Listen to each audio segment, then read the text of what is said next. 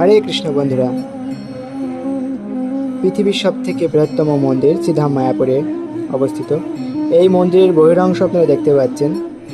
এর পরবর্তী ভিডিওতে আপনারা এর ভিতরের সব কারুকার্য এবং এখানে কি কি হতে চলেছে এবং কবে এটা উদ্বোধন হতে চলেছে সম্পূর্ণ ভিডিও আপনারা পেয়ে যাবেন। দেখতে থাকুন। হরে কৃষ্ণ, হরি বল। চলাফেরা করতে পারে সেই আশীর্বাদ ধন্য করো, ধন্য করো। এই উৎসবে সমাগত সমস্ত সজ্জন তার মনে হরে কৃষ্ণ। সুস্থ বাসনে রয়েছে। পথে যাচ্ছিলাম তো লস থেকে মাইকের সাউন্ড বেরোচ্ছে, মনে হচ্ছে কোনো প্রার্থনা করছে।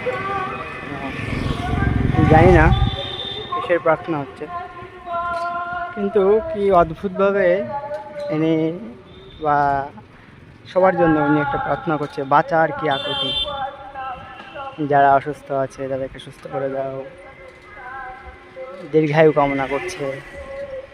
হ্যাঁ, এবং ভগবানের কাছে এরকম একটা, ভগবান বা প্রভু বলছিলেন উনি এরকম একটা আকুতি করছিলেন।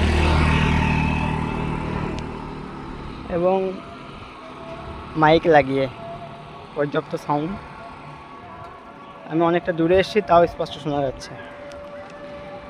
আমার বক্তব্য হচ্ছে যে প্রার্থনা করি, ভগবানের কাছে যাই করি, সেটা তো অন্তঃস্থল থেকে আসতে হবে না। উনি অনেক আবেগপ্রবণ হিসেবে বলছে, কান্না জড়িত কণ্ঠে বলছে।